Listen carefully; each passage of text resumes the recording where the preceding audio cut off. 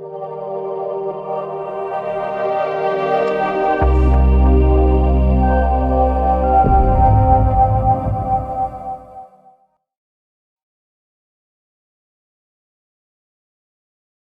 you very much. Well, look, it's great to be here, and it's really good to follow Mike, I have to say, talking about outcomes. I've known Mike for years, and we've seen each other at loads of conferences over the years. And I have to say, I learn something from him every time. I'm hoping what I can do with my talk this morning, just 10 minutes, if you'll bear with me, is to build on what Mike said as well. There's also some other great people here today. I'm really excited about being here. So specifically, we've got Jill and Kirstine from News UK as well, who've been supported by Vikram from J-Curve. They're speaking just after lunch, and I'm really looking forward to hearing what they've got to say as well. But more importantly, we're only here because Kate and Barry and Peter over there have spent a lot of time, rail strike permitting, getting this conference to go ahead. So I just want to give them a round of applause, actually, because I think from a speaker's point of view, they've just done a fantastic job.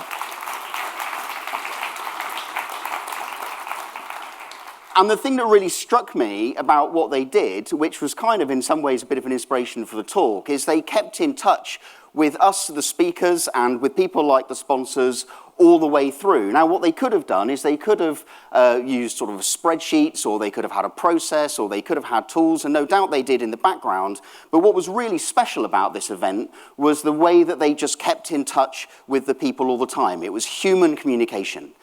And having worked with agility in mind now for 12 years, one of the things that we do, our team does, is we work with ambitious organizations who want to scale. So we help them on their journey as they want to grow, and then we help them maintain agile working at scale once they've got there.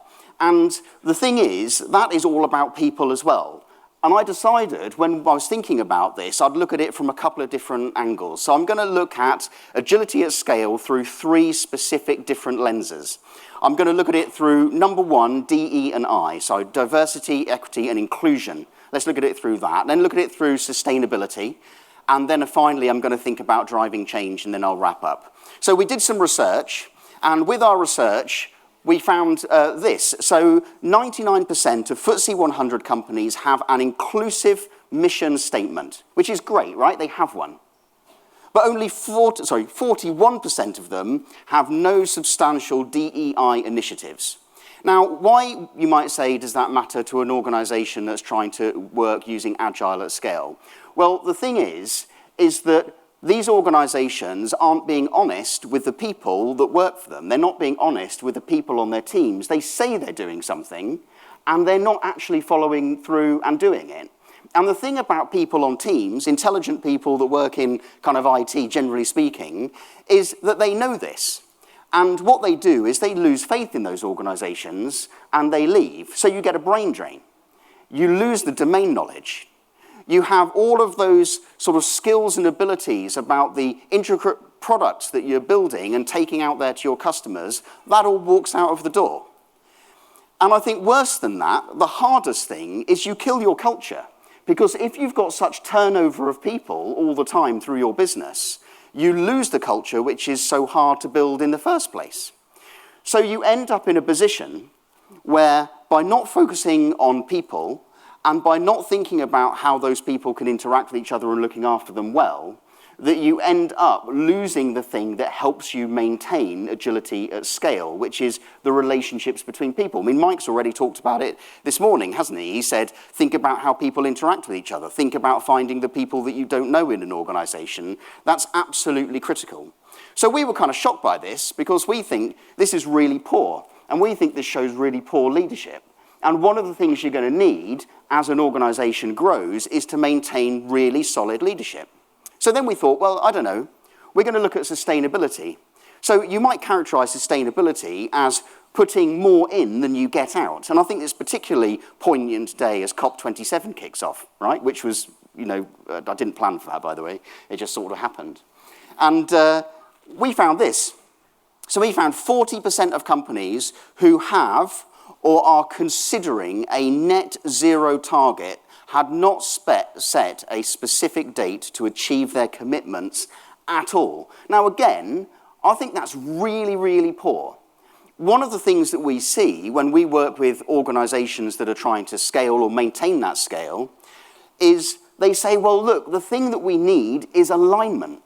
And as soon as you talk about alignment, people get really passionate. They go, yeah, alignment's what we need. We need to bring people together. We need to get them going after, guess what, Mike?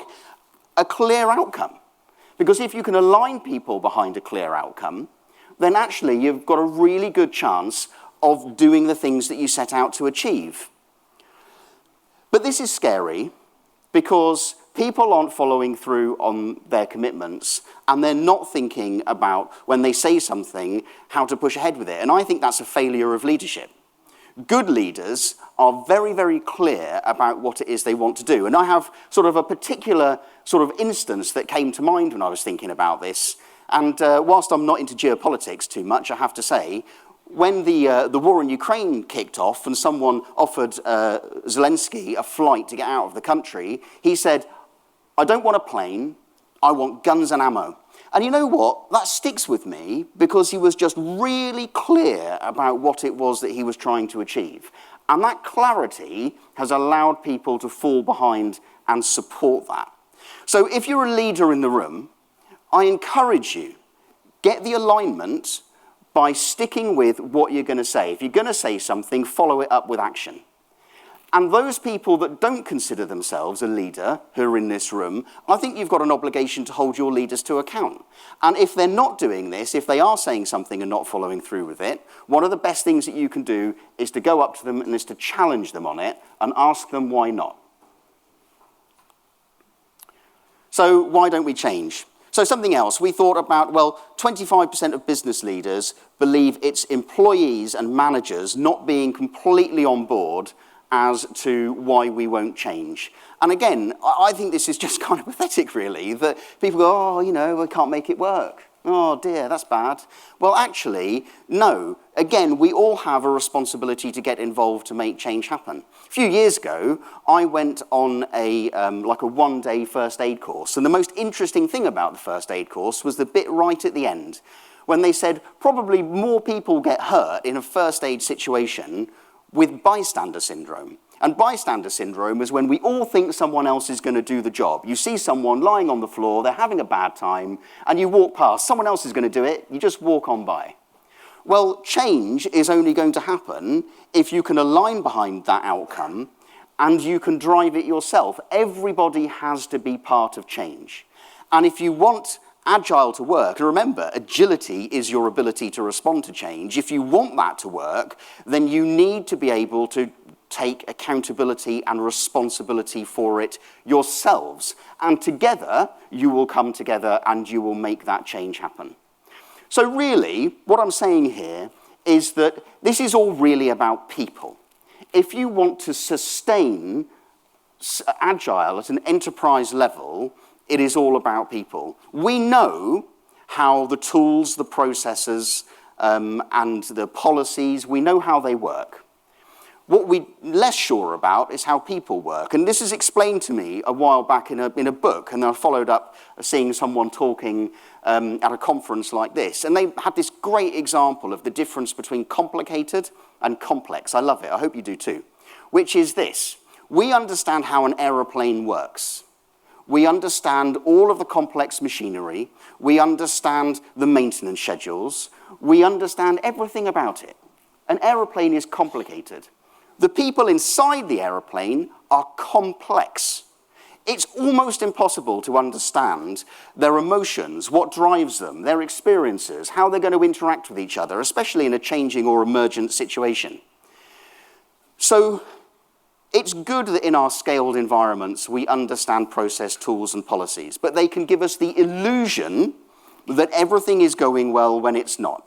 And what I would like you all to do is just remember to put people at the center of what it is you're doing, because it's only by putting people at the center of what you're doing that you're going to be able to have sustainable change at an enterprise level when working with the agile tools and techniques. Thank you very much.